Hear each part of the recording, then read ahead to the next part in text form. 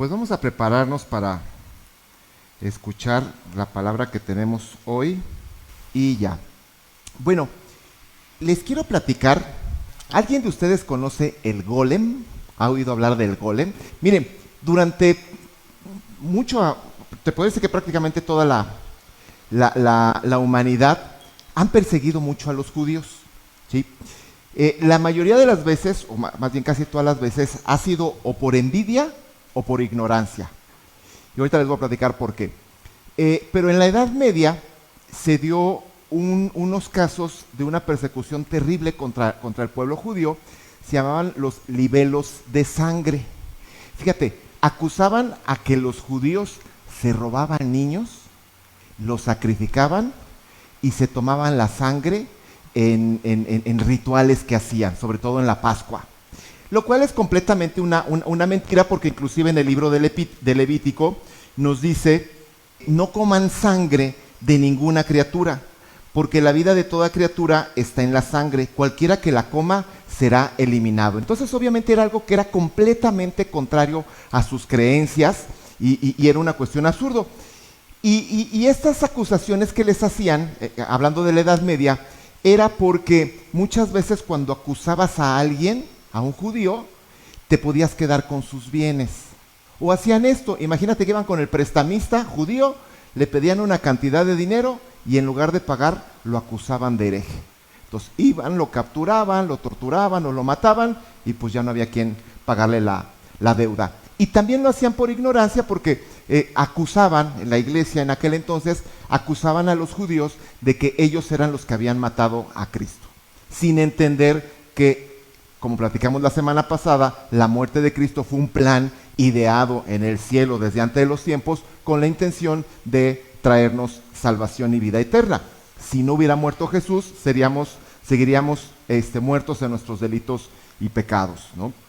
Entonces, todo esto era muy absurdo, las acusaciones que les hacían. Y el tema es que cuando eran acusados, pues eran condenados. Los sometían a torturas terribles para que abjuraran de su fe, de su creencia, y se convirtieran al catolicismo. O, si no, los mataban. Y digo, para que se den una idea, a veces lo que hacían es que decían: a ver, mira, vamos a ahogarlo. Y si se hunde, es que era culpable. Y si flota, es que era inocente.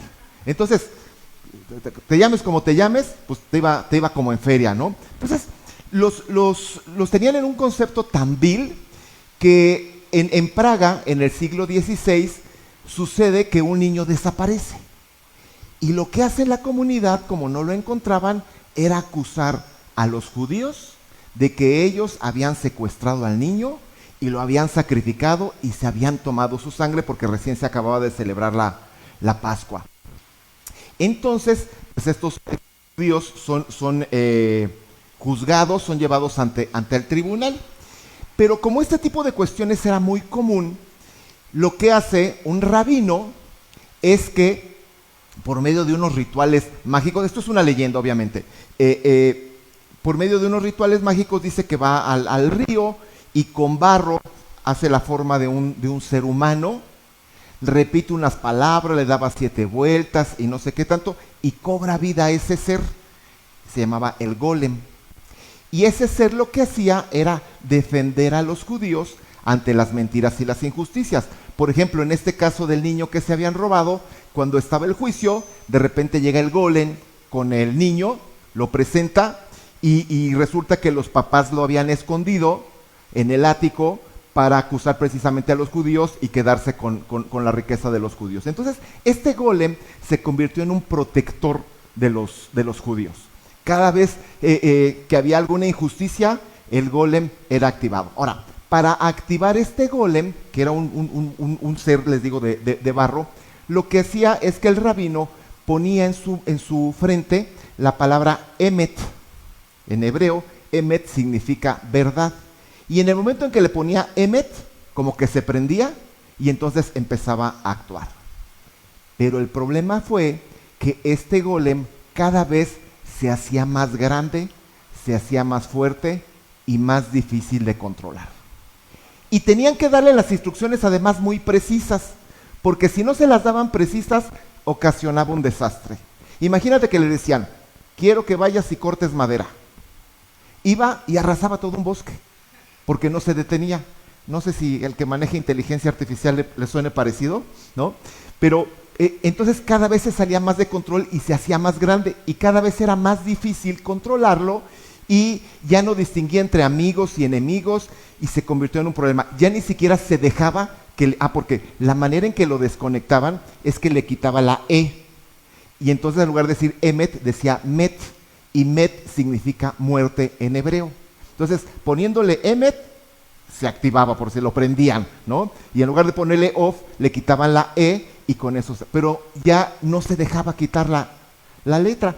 Entonces, fíjate, lo que hizo en ese entonces el rabino para poderlo desactivar, porque ya se había salido completamente de control. El propósito era bueno, la intención era que defendiera, no era un soldado, era un guardián que atacaba las injusticias y hacía que saliera el verdadero culpable a la luz. Pero cada vez era más difícil de controlar este golem. Entonces un día lo que hace el rabino es que le dice, ayúdame a quitarme los zapatos. Y en lo que se agacha para quitarle los zapatos, le quita de la frente la E para que quede la E-M-E-T, Met, y entonces ya se desactivará. Y dice la leyenda que está guardado en una sinagoga en Praga, donde nadie puede abrir esa puerta, está prohibido porque se reactivaría de nuevo el golem. Bueno, entonces, el tema y el problema es que su fuerza, el problema real no fue el objetivo, era bueno, ni tampoco la fuerza del golem. El problema es que no tenía un alma que guiara a esa fuerza. Un golem más moderno se acaba de poner recientemente de moda porque Guillermo del Toro hizo una película que narra la historia de esta criatura, inclusive estuvo nominada para el Oscar. ¿Se acuerdan qué película es? Reciente. Frankenstein, ¿verdad? Frankenstein. Por cierto, un dato simpático acerca de Frankenstein. Frankenstein es una novela escrita por una escritora inglesa, Mary Shelley, que fue escrita en unas vacaciones allá en el siglo XIX, 1800 y cachito. Lord Byron, que era un poeta y además era varón en Inglaterra, tenía un castillo en Suiza e invitó a unos amigos escritores a Suiza a unas vacaciones. Estaban todos muy contentos, pero de repente cambió el clima, vino una tempestad y no iban a poder salir del castillo durante varios días. Y entonces se le ocurrió a Lord Byron lanzar un reto de que el que escribiera la novela más terrorífica ganaría el reto. Y ahí, en ese enclaustramiento forzado, fue que Mary Shelley escribió Frankenstein. Que por cierto, Frankenstein era el doctor. Todo el mundo piensa en Frankenstein y piensa en el monstruo ese de cabeza verde con cabeza cuadrada. No, en realidad el doctor era Víctor Frankenstein y el monstruo en la novela simplemente se llamaba La Criatura, pero la gente lo asoció, ¿no? Se llamaba la novela Frankenstein o el moderno Prometeo. Bueno, en esta novela, este científico, Víctor Frankenstein, lo que hace es algo que parecía imposible, crear vida. Toma restos humanos, los une y mediante electricidad les da vida. El cuerpo vivía, pero igual el corazón estaba vacío. Creó vida, pero esta vida no tenía ni identidad ni propósito. Estos dos casos son muy similares, tenían el mismo problema. Ahora, ¿cómo lo aterrizamos al día de hoy? ¿O por qué les estoy platicando todo esto? Porque esta historia se repite hoy mismo en tu vida y en la mía. Creamos sin darnos cuenta golems y Frankensteins en nuestra vida, donde algo que creamos con un buen propósito termina controlándonos en lugar de que nosotros lo controlemos. ¿Cuánta gente no conocemos? Yo conozco mucha gente que ayúdame a orar para que Dios me dé trabajo, ¿no? Y resulta que Dios le da trabajo y no lo vuelves a ver en la iglesia, porque como trabaja de lunes a sábado y los domingos está cansado, pues entonces no puede, ¿no? Y entonces el trabajo empieza a controlar a la persona y toma el lugar de Dios, ¿no? O con cuánta ilusión alguien levanta un negocio, y cuando se da cuenta el negocio ya lo tiene esclavizado. Dice que todo este esfuerzo lo hace por su familia, pero cuando llega a su casa, en lugar de convivir con sus hijos, con su esposa, llega de mal humor, llega gruñendo, mejor le das la vuelta para que él se meta a su cueva, a la televisión, y nadie lo moleste. Pero dice que lo hace por su familia, como que no es congruente. Entonces te das cuenta que realmente ese negocio, ese trabajo, ya se convirtió en tu golem. Lo que fue creado con la mejor de las intenciones toma el control y entonces empieza a gobernarte a ti. Las redes sociales son un excelente instrumento para que estés en contacto con familiares y con amigos, para que aprendas algunas cosas, para que te entretengas, ¿no? Pero cuando se convierte en lo primero que haces cuando abres los ojos, es tomar el teléfono y agarrar el Facebook, el Instagram, el TikTok. Si durante el día, hasta manejando, estás con las redes sociales, si lo último que haces al acostarte es estar revisando redes sociales, muy probablemente las redes sociales ya se convirtieron en tu golem. Y entonces ellos están tomando el control y te están dirigiendo a ti. Yo sé que esto no pasa aquí. Tenemos servidores sanos, pero hay veces, hay iglesias donde el ministerio también se convierte en tu propio golem.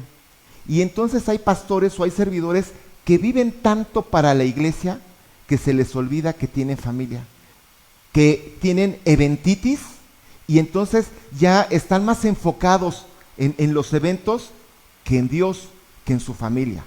Miren, la iglesia tiene 3 objetivos principales. El primero es adorar, ministrar a Dios. Para eso nos reunimos, para reconocerlo, para bendecirlo, pero también, por eso lo alabamos, por eso le cantamos.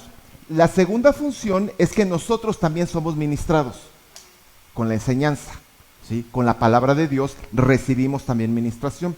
Y la tercera función de la iglesia es ministrar hacia afuera, que otras personas conozcan también de Dios, que conozcan el evangelio.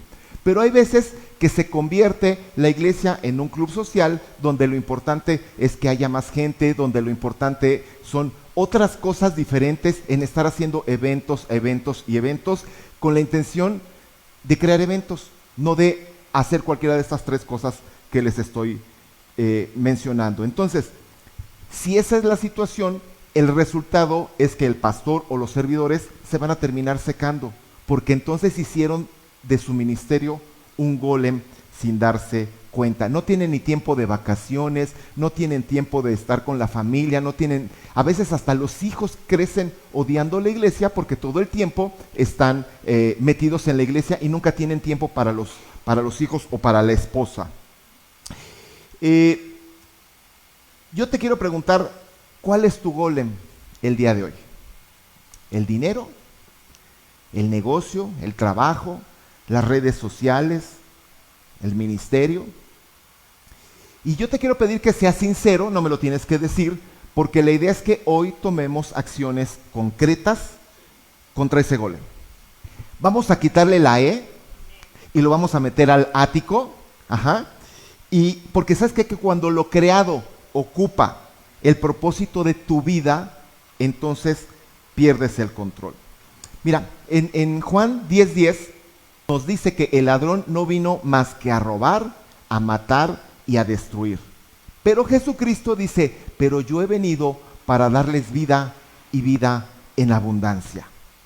Dios creó la vida igual del barro, ¿sí? Así como el golem fue hecho del barro. Gracias, amor. Así como el golem fue hecho del barro, Dios también creó al hombre del barro.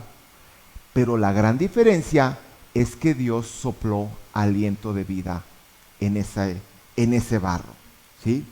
Si tu golem no tiene el aliento de vida de Dios, es decir, no fue inspirado por Dios, tarde que temprano, lo que creaste te va a terminar destruyendo. Lo que no tiene el aliento de Dios, tarde o temprano te va a dominar. Así como el golem fue hecho de barro y tú fuiste hecho de barro, Dios no solo te formó, sino que sopló su espíritu en ti. Por lo tanto, no somos una creación vacía. Somos vida con un propósito eterno. De hecho, Jeremías 18, el profeta Jeremías en el libro de Jeremías, nos dice que nosotros somos como barro en las manos del alfarero. Dios es el alfarero, nosotros somos el barro y Él crea con nosotros. Pero si nosotros no nos dejamos moldear, si queremos hacer nuestra santa voluntad, el problema es que no vamos a hacer lo que tenemos, lo que Dios tiene planeado para nosotros y no vamos a cumplir ese propósito. Ahora sí que, como se dice, en las manos de Dios, flojitos y cooperando. Si hasta el día de hoy tú no sientes que tu vida es lo que quisieras que fuera, primero te quiero decir, acuérdate que no eres un error, ¿sí? Eres barro en proceso y ese proceso está en modo continuo. Entonces todavía no estás terminado. El problema no es ser barro, el problema es ser barro que no esté en las manos de Dios. Entonces sí se convierte en algo peligroso. Dios nos creó con un propósito específico, no somos una casualidad. Ahora, esto lo hemos oído varias veces, pero ¿cuál es la voluntad de Dios para mi vida? De entrada, déjame decirte que la Biblia nos dice en Romanos 12:2 que la voluntad de Dios tiene 3 características: es buena, es agradable y es perfecta. Oye, Alejandro, pero es que a mí me han pasado cosas que ni son buenas, ni son agradables, ni son perfectas a nuestros ojos. Porque también hay una promesa en Romanos 8:28 que dice que para los que amamos a Dios, todas las cosas son para bien. A lo mejor no entendemos lo que nos está pasando. Hay que entender que vivimos en un mundo que está bajo la autoridad, tristemente, del enemigo. El príncipe de los cielos es Satanás. ¿Por qué? Porque el hombre decidió obedecer al enemigo en lugar de obedecer a Dios. Y por lo tanto, él está gobernando en el mundo. Cuando estás en Cristo, estás cubierto por la protección y por la bendición de Dios. Sin embargo, el diablo es muy astuto y el diablo sigue trabajando. Entonces, no tenemos que descuidarnos.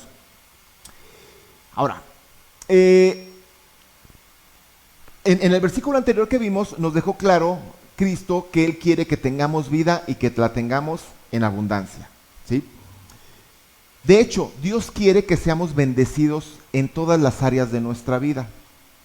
En la tercera carta de Juan, capítulo 1, versículo 2, dice: amado, tú eres amado, deseo que seas prosperado en algunas cosillas, ¿no? Deseo que seas prosperado en casi todo. No, como decía mi maestro, bueno, ahí que dice, en todo, ¿verdad? Y decía mi maestro, dice mi maestro, ¿y cuánto es todo? Pues todo, ¿verdad? Todo.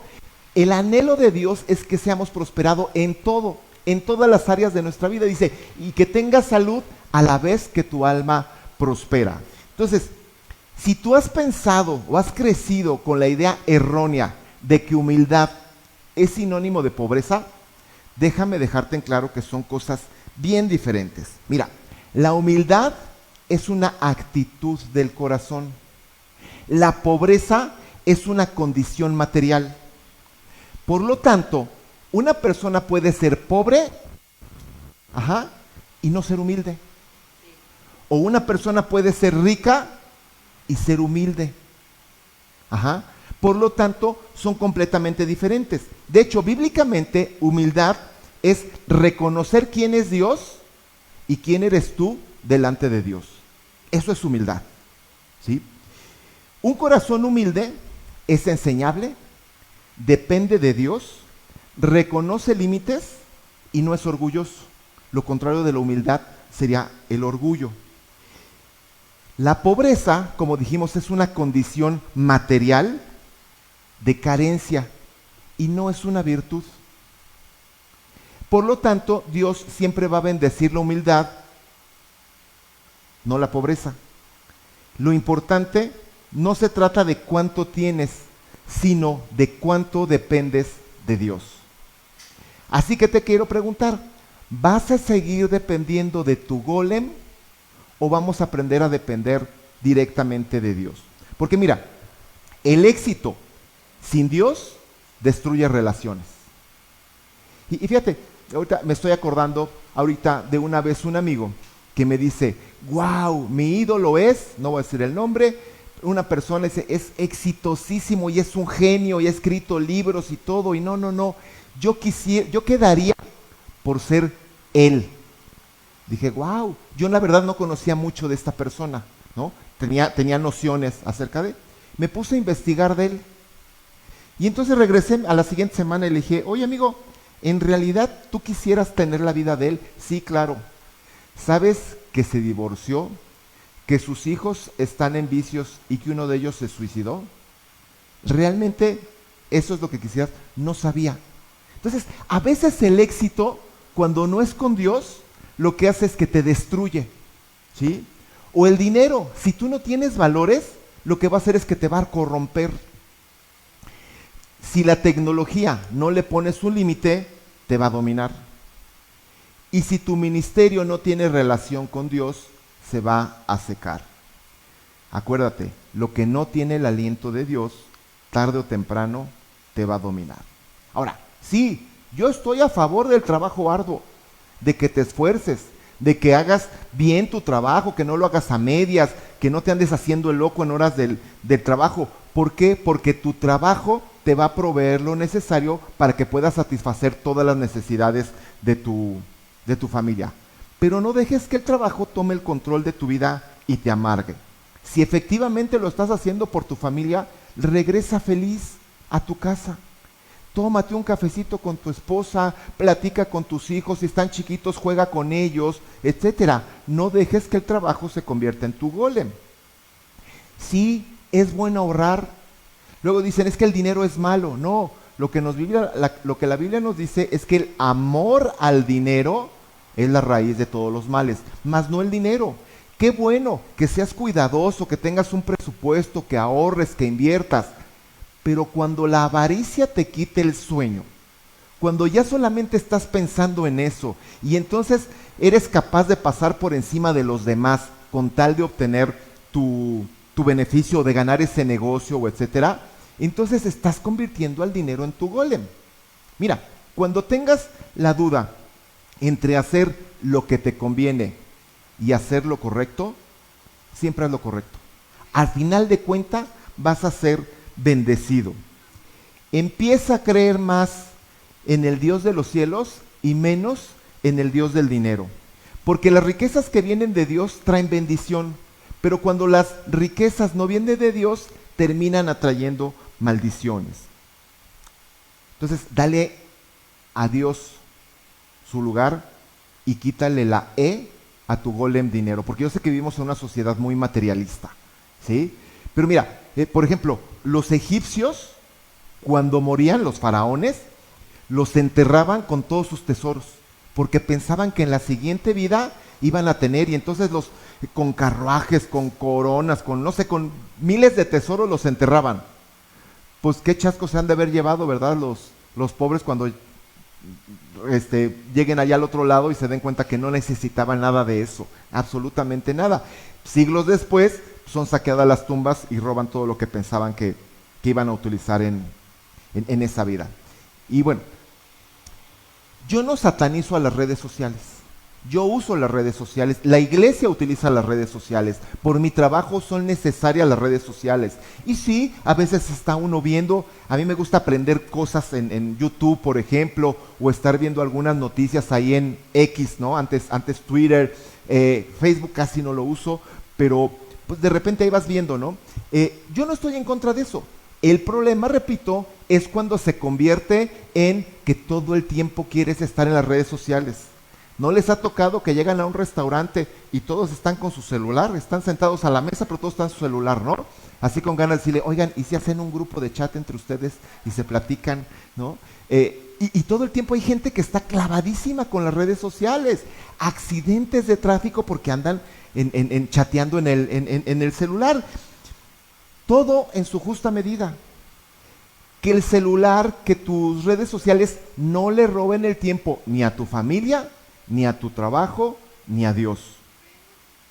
Ahora, Si ya te diste cuenta que tienes un golem, o a lo mejor tienes un ejército de golems, ¿sí?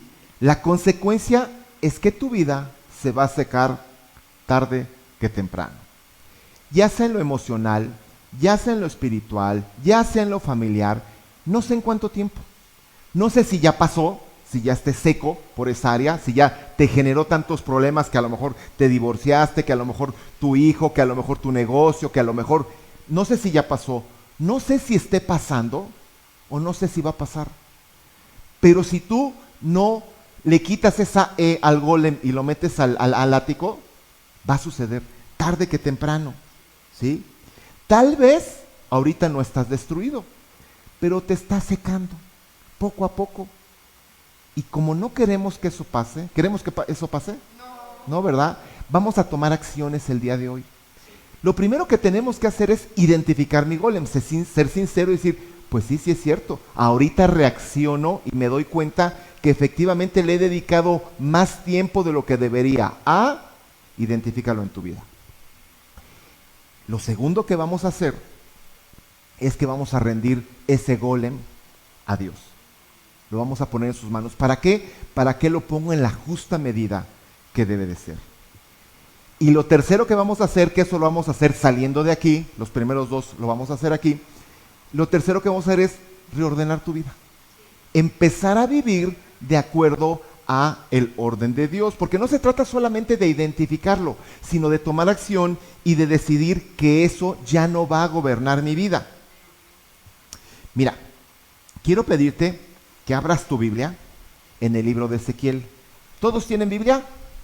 Quien no tenga Biblia, levante su manita y ahorita le prestamos una Biblia. No es para acusarlo. Por acá hay una. Levanten su manita y allá atrás me van a ayudar a prestarles una Biblia. Acuérdense que si se te olvidó tu Biblia, aquí te prestamos la Biblia. Por acá, Josué, si me ayudas, te prestamos la Biblia. Pero si tú no tienes Biblia, es tuya, te la regalamos con mucho gusto. ¿Sale?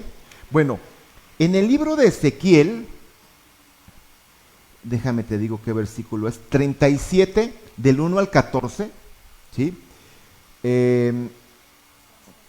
37, Ezequiel. Ahora, voy a hacer un comercial. Si tú no sabes cómo manejar bien la Biblia, si de repente te dicen, o ves, ponme cualquier versículo, el que quieras, y de repente tú no, ahí está, 3 Juan 1, 2.2, y dices, no tengo idea qué significa, que es la tercera carta de Juan, capítulo 1, versículo 2. Este miércoles, como nos dijo la pastora Claudia, vamos a empezar a reunirnos en casa con la intención de convivir y tener una pequeña enseñanza, ¿sí? Conocernos más, hacer comunidad, etcétera. Los miércoles, mi casa que es tu casa, con y mía, está abierta. Si al final quieres inscribirte, no tiene ningún costo, es simplemente una reunión para que nos conozcamos más. ¿Por qué lo menciono ahorita? Porque la primera enseñanza que vamos a tener este miércoles es la Biblia. ¿De dónde salió la Biblia? ¿Quién la escribió? ¿Cómo llegó hasta nosotros esta Biblia? ¿Y cómo la puedes manejar? ¿Cómo la puedes entender? ¿Cómo está dividido? Que si el Antiguo, el Nuevo Testamento, que si los libros, etcétera. Entonces, si yo te digo que busques el libro de Ezequiel, pues muchos no van a lo mejor entender dónde queda. Más o menos, bueno, ya lo puse yo, en la página 951, si tienes esta Biblia, si es diferente, pero si tienes esta en la página 951, voy a leer. Dije que el versículo del 1 al 14. Entonces, ayúdame a leerlo tú en tu lugar si quieres en silencio o en voz alta, como quieras. Pero dice, el poder del Señor vino sobre mí. El Señor me sacó de la ciudad por medio de su espíritu y me llevó al valle. El valle estaba lleno de huesos humanos. Me pasó por donde estaban los huesos todos alrededor de mí. Había muchos huesos por todo el valle, estaban completamente secos. Entonces él me dijo, hijo de hombre, ¿podrán vivir de nuevo estos huesos secos? Yo contesté, oh Señor Dios, tú lo sabes. Él me dijo, profetiza sobre estos huesos y dile. Cuando dice profetiza, profetizar es hablar en el nombre de Dios, ¿ok? Profetiza sobre estos huesos y diles, huesos secos, escuchen el mensaje del Señor. Así dice el Señor a estos huesos: voy a hacer que entre en ustedes aliento de vida para que tengan vida de nuevo. Les pondré ligamentos, los cubriré con carne y piel, pondré en ustedes un espíritu que les dará vida, entonces sabrán que yo soy el Señor. Así que profeticé como se me ordenó. Mientras profeticé, se oyó un gran ruido que estremeció la tierra y los huesos comenzaron a unirse. Al fijarme, vi que tenían nuevos ligamentos y que los cubrían carne y piel, pero sin espíritu. Entonces él me dijo: profetiza al espíritu. Hijo de hombre, profetiza y dile al espíritu que así dice el Señor Dios: Espíritu, ven de los 4 puntos cardinales y sopla un aliento en estos cuerpos muertos para que vivan. Así que profeticé como se me ordenó. El espíritu llegó a ellos y empezaron a vivir. Luego todos se levantaron, eran una multitud de soldados. Entonces él me dijo: Hijo de hombre, estos huesos son símbolo del pueblo de Israel, del pueblo de Dios. Mira lo que dice el pueblo de Israel: tenemos secos los huesos, nos quedamos sin esperanza, estamos acabados. Por lo tanto profetiza y diles: así dice el Señor, pueblo mío, yo abriré sus tumbas y te sacaré de ellas con vida para que regreses a la tierra de Israel. Y entonces, pueblo mío, sabrás que yo soy el Señor. Les daré mi espíritu y se establecerán en su propia tierra. Sabrán que yo, el Señor, he dicho y cumplido todo esto. Esto lo afirma el Señor. Esto es una historia que nos deja ver que no importa qué tan seca esté nuestra vida, qué tan problemático sea el asunto que tenemos ahorita, que nos agobia, que no nos deja dormir, que no nos deja vivir en paz, hay esperanza. Pero ¿qué tenemos que hacer? Someter esos golems a la autoridad de Dios para que el trabajo, las redes sociales, el dinero, tus hobbies, todo se someta a la voluntad de Dios. Y todo lo que esté seco, tal como esos huesos que acabamos de ver, Dios pueda soplar, el Espíritu Santo pueda darles aliento de vida y entonces Dios pueda darte una nueva vida. Así que, como te decía, identifica tu golem, ¿sí? Y vamos a rendirlo en este momento ante Dios. Cierra tus ojitos y repítele al Señor. Señor, dilo con voz audible. Señor, perdóname si he dejado gobernar, en lugar de gobernar aquello que me has permitido lograr. Enséñame a poner en su justa dimensión todas las áreas de mi vida y a equilibrarlas para poder cumplir los propósitos para los que fui diseñado. Ayúdame a tener una relación más cercana contigo y a poder seguir tus pasos con humildad y amor. Gracias te doy por tu infinito amor. Ahora yo quiero orar por ti y decirte: Espíritu Santo, yo te pido que des nuevas fuerzas y propósitos a todos los que están escuchando este mensaje, que les des vida nueva a esos huesos secos y que una nueva identidad en Cristo como nuevas criaturas e hijos tuyos descienda en todos y cada uno de ellos en el nombre de Jesús. Mira, la Biblia nos promete que de modo que si alguno está en Cristo, ya es una nueva creación. Atrás ha quedado lo viejo y ahora ya todo es nuevo. Así que yo te quiero invitar a que saliendo de aquí empecemos a reordenar nuestra vida, a quitarle esa al golem, a meterlo al ático, ¿sí? Y empecemos a vivir en adelante una vida donde Dios sea el centro que equilibre nuestras vidas. Quédate con esta frase, por ahí tengo. No fuiste creado para ser dominado por lo que construyes. Fuiste creado para ser guiado por el Espíritu de Dios. Amén. Perfectísimo. Pues que Dios los bendiga, que tengan una preciosa y reordenada semana.